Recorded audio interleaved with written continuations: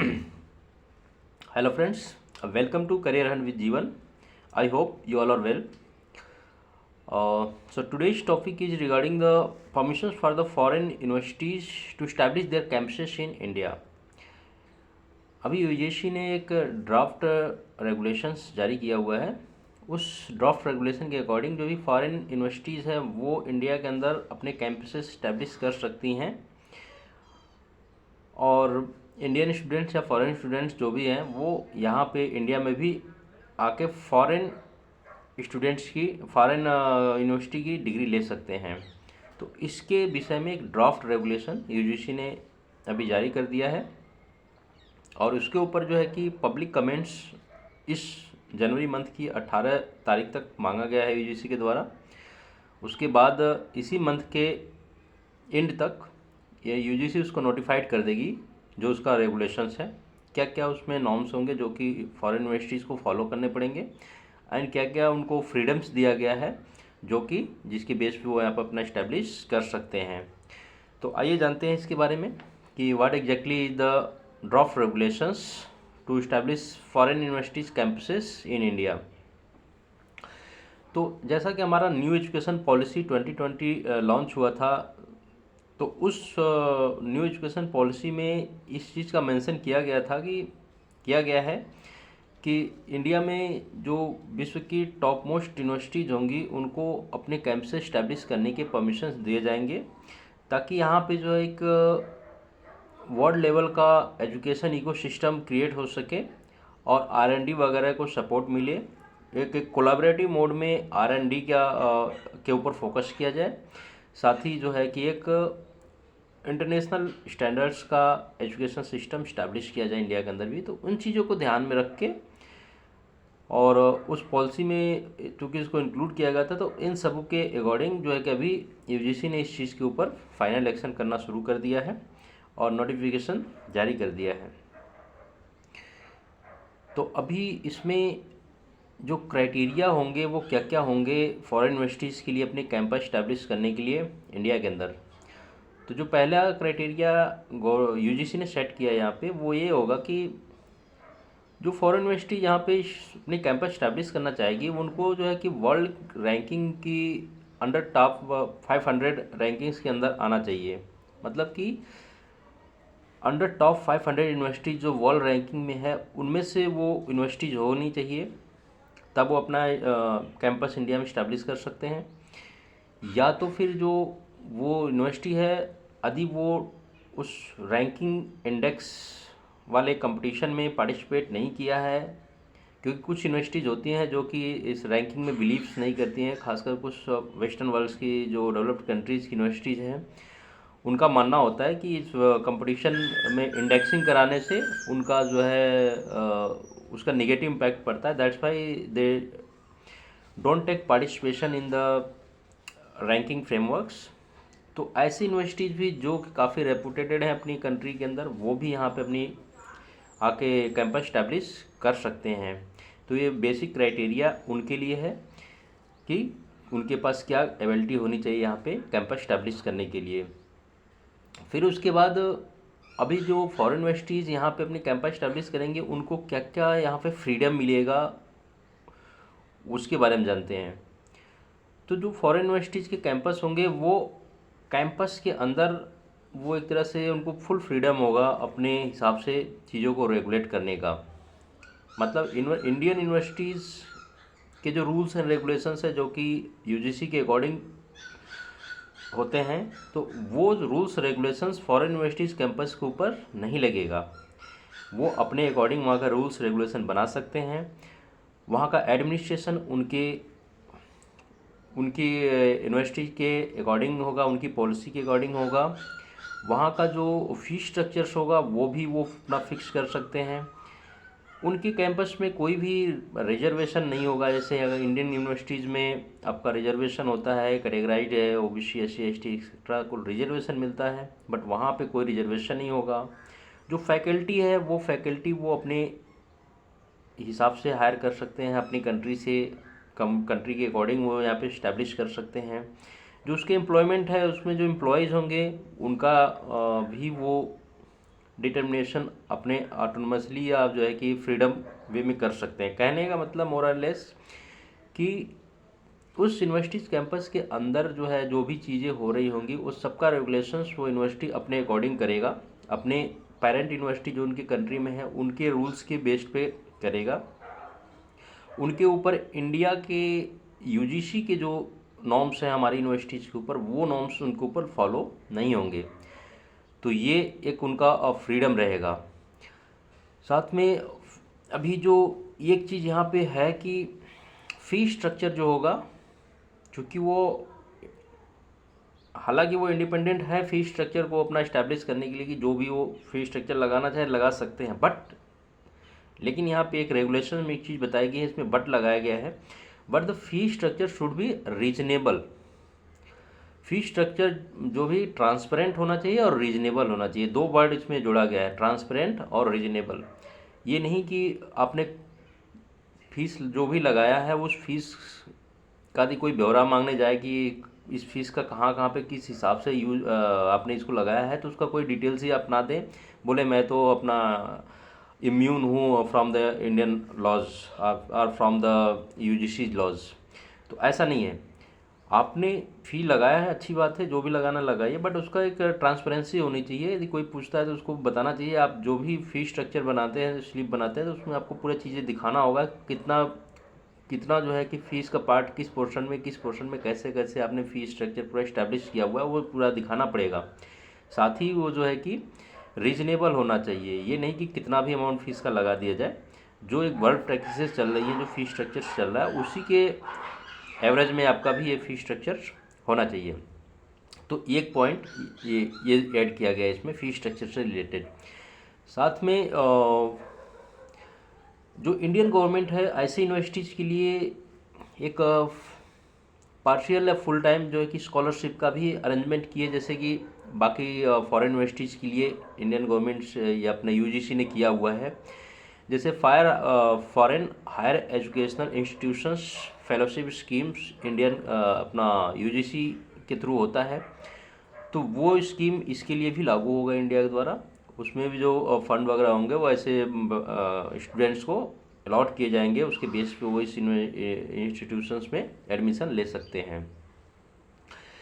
फिर होगा अभी इससे पहले भी एक्चुअल में जो यूनिवर्सिटीज़ हैं फॉरेन की, उनको इंडिया के अंदर कैंपस इस्टेब्लिश करने के बारे में हमारे देश में बातें होती रही हैं, बट चूँकि गवर्नमेंट अपोजिशंस कभी कोई एनजीओज के अपोजिशंस, इन सबों की अपोजिशंस की वजह से जो है कि ये इस्टेब्लिश नहीं हो पाए थे, तो ये सिर्फ एक प्रयास तक में शामिल रह गया था। लेकिन अभी चूँकि ये फुल मेजॉरिटी गवर्नमेंट है और उन्होंने अपनी न्यू एजुकेशन पॉलिसी में भी इस चीज़ को ऐड कर दिया है, तो उसके बाद से फिर अभी इस चीज़ को इम्प्लीमेंट किया जा रहा है।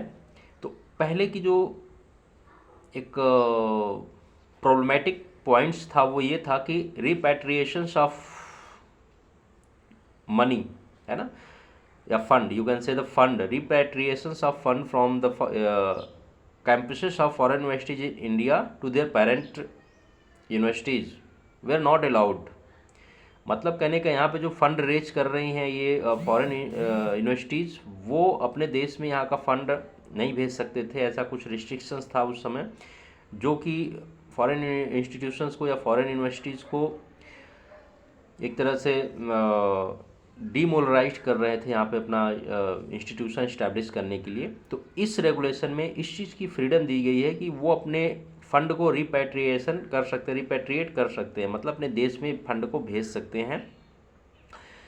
बट यहाँ पे ये चीज़ है, जो भी ये रेगुलेशंस होगा, ये भी जो फंड का भेजना या फंड का मंगाना जो भी होगा, that all should be according to the FEMA, foreign exchange management act 1999। Foreign exchange management act 1999 के द्वारा ही सारा ये रिपैट्रिएशंस या arrivals of fund from the foreign countries will take place in India, ये सब उसके थ्रू रेगुलेट होगा, इसका एक है। अभी लास्ट में फिर यदि आप बोलोगे कि ये तो फ्री हो जाएंगे अपने हिसाब से सब कुछ कैंपस के अंदर करने के लिए, तो फिर वहाँ पे जो इंडियन स्टूडेंट्स होंगे यदि उनके साथ कुछ उल्टा पुल्टा हो रहा होगा तो उसका क्या समाधान किया गया है। तो एक्चुअल में जब ये चीज़ें होने लगेंगी, जब यहाँ पे कैंपस स्टैब्लिश होकर चलने लगेगा, तो इंडियन स्टूडेंट्स को के इंटरेस्ट को ध्यान में रखते हुए इस रेगुलेशन में कुछ पॉइंट्स बताया गया है जिसको कि जिसका साथ कंप्लायंस नेसेसरी है। It means that the foreign universities in India must have to compliances with certain regulations of the Indian governments and certain regulations of the UGCs, you can say, उसको follow करना पड़ेगा जो कि इसमें बताए गए हैं। तो वो क्या है, जैसे यूजीसी का एक नॉर्म्स है जो इंडिया के अंदर हर एक यूनिवर्सिटीज़ के लिए है कि यहाँ पे रैगिंग को डिसअलाउड किया गया है। इंडिया में किसी भी यूनिवर्सिटीज़ में रैगिंग को जो है कि एक क्रिमिनल एक्टिविटीज़ माना गया है।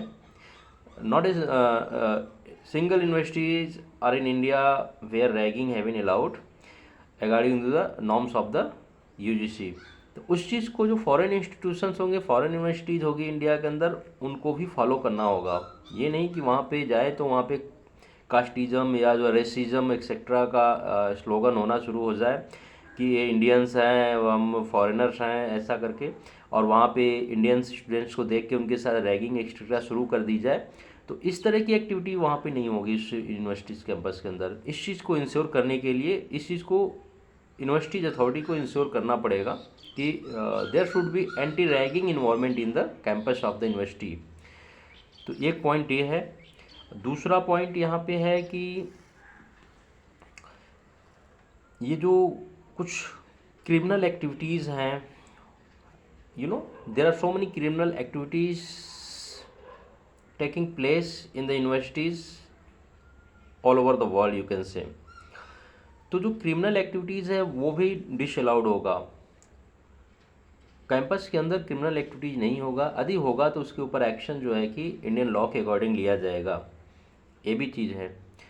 फिर इसमें जो एक इम्पोर्टेंट है लीगल रिटन जो फ्रेमवर्क इसका एक और इसमें ऐड किया गया वो ये है कि ये जो फॉरेन यूनिवर्सिटी होगी, इंस्टीट्यूशंस होगी, उनको हर साल एक एनुअल रिपोर्ट्स सबमिट करना होगा यूजीसी को। अपने जो ऑडिट का रिपोर्ट्स, एनुअल रिपोर्ट्स, मतलब कितना फंड आया, कितना फंड गया, एक्सेट्रा एक्सेट्रा, क्या एक्सपेंडिचर है, कहाँ पे एक्सपेंडिचर है, all about these things must have to be included in the audit reports, and this audit report have to be submitted to UGC by the foreign universities campus every year। और एक annual report, audit report और annual report उसमें certified करते हुए कि उन्होंने जो है कि FEMA foreign exchange management act 1999 को फॉलो किया है और जो है कि गवर्नमेंट ऑफ इंडिया के लॉज को फॉलो किया है और उसके अकॉर्डिंग अपनी यूनिवर्सिटीज़ को चला रहे हैं। उसमें कोई भी डिस्क्रिपेंसीज या जो है उसमें कोई भी लैकिंग नहीं हो रही है। इस चीज़ को सर्टिफाई करके उनको हर साल सबमिट करना पड़ेगा। और साथ ही साथ यहाँ पे यूजीसी फ्री है। इस रेगुलेशन में ये भी बताया गया है कि यूजीसी कैंपस का सर्वे करने के लिए फ्री है और वो कभी भी कैंपस का सर्वे कर सकती है और कैंपस के सर्वे के दौरान जो जो भी नॉर्म्स उनको फॉलो करने चाहिए वो फॉलो होने चाहिए। यदि किसी भी तरह का एंटी नेशनल्स एक्टिविटीज़ यदि कैंपस के अंदर पाया जाता है या ऐसा जो कि polarized, if you can say any activities which is heading towards the polarization of the country, then it is against national interest and this is anti-nationals and the action will be taken according to the Indian laws. If any violations of such type will be fined in the campus। तो ये university जो UGC है वो अपना visit करेगी campus का कभी भी और इंक्वायरी करेगी, चेक करेगी अपने बेस पे कि सब कुछ वहाँ पे ठीक चल रहा है कि नहीं चल रहा है। यदि नहीं चल रहा होगा तो वो उनको जो है कि परमानेंटली डीबार भी कर सकती है, मतलब उनका जो है कि जो परमिशन है वो सस्पेंड कर सकती है, रजिस्ट्रेशन कैंसिल कर सकती है और उनको वापस उनके देश भेज सकती है। ये पावर भी यूजीसी अपने पास रखी हुई है। तो कहने का मतलब ये है मोटा मोटा कि जो भी फॉरेन यूनिवर्सिटी यहाँ पे आएंगी उनको जो है कि यहाँ पे एक हेल्दी इन्वायरमेंट में रह के यहाँ पे अपने एजुकेशन सिस्टम का एक तरह से प्रचार एंड प्रसार करना है, साथ ही साथ एजुकेशन को, वर्ल्ड लेवल के एजुकेशन को वर्ल्ड लेवल के पूरे वर्ल्ड में फैलाना है। हर किसी को एजुकेशन देना है, हाई क्वालिटी एजुकेशन देना है। तो ये उनके लिए मेन हो गया। और गवर्नमेंट के लिए हो गया कि गवर्नमेंट अपना जो है कि ऐसा इंस्टीट्यूशन इस्टेब्लिश कर सके जो कि वर्ल्ड लेवल का एजुकेशन दे सके। साथ ही साथ यहाँ पे फॉरेन इंस्टीट्यूशंस आएंगे तो अपनी इकोनॉमी में भी इसका ग्रोथ दिखेगा। तो ये था टॉपिक जो फॉरेन यूनिवर्सिटीज़ के कैंपसेस इस्टेब्लिश करने के लिए ड्राफ्ट रेगुलेशन सर्कुलेट किया है यूजीसी ने, उसके ऊपर। तो आप लोग भी यदि इसके ऊपर कमेंट देना चाहते हैं तो 18 जनवरी तक का टाइम है। आप यूजीसी की वेबसाइट पे जाके अपना कमेंट दे सकते हैं कि should it be allowed in India for establishing foreign universities campuses और not. If yes then reason, if not then again the reason, ताकि आप लोगों के वोट बेस पे वो जो है कि अपना सोच सके, समझ सके कि हमारे देश का व्यू क्या है इस पर्टिकुलर टॉपिक के ऊपर। तो इस वीडियो के द्वारा हमने आपको थोड़ा समझाने की कोशिश किया। एक्चुअली में जो फॉरेन यूनिवर्सिटीज़ कैंपसेस इंडिया में इस्टेब्लिश होंगी तो उनमें क्या प्रोविजन, कौन सी या फिर क्या उनके क्राइटेरियाज होंगे और क्या नॉर्म्स उनको फॉलो करने पड़ेंगे और क्या नॉर्म्स के लिए वो फ्री हैं जो खुद इस्टेब्लिश कर सकते हैं। तो आई होप आपको कुछ जानकारी मिली होगी। तो ऐसी वीडियोस को देखने के लिए आप हमारे इस चैनल को लाइक, सब्सक्राइब एंड शेयर करें। और कोई कमेंट्स हो तो मुझे लिखें, बताएं। और हम आगे और भी अच्छी अच्छी ऐसी इन्फॉर्मेटिव वीडियोस लाते रहेंगे। आई होप आप लोगों को वीडियोस देख के, सुन के थोड़ा अच्छा महसूस हो रहा होगा। Thank you for watching this video. Thank you.